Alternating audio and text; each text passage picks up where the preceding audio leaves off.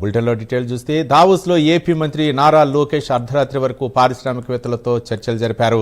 రాష్ట్రానికి పెట్టుబడుల సాధన కోసం లోకేష్ పడుతున్న తపనను ఇతర రాష్ట్రాలు, దేశాల ప్రతినిధులు సంబరమాశ్చర్యాలకు గురిచేశాయి. 4 రోజుల పాటు దావోస్లో జరిగిన వరల్డ్ ఎకనామిక్ ఫోరం సమావేశాలు ముగిశాయి. ఈ 4 రోజుల్లో మంత్రి నారా లోకేష్ మొత్తం 45 కార్యక్రమాల్లో పాల్గొన్నారు.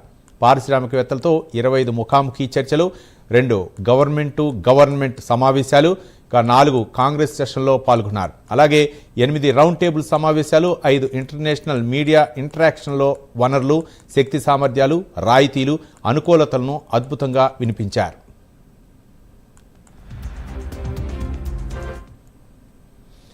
మంత్రి లోకేష్ చొరవతో ఆర్ఎంజెడ్ సంస్థ రాష్ట్రంలో $10 బిలియన్ భారీ పెట్టుబడులు పెట్టేందుకు ముందుకొచ్చింది.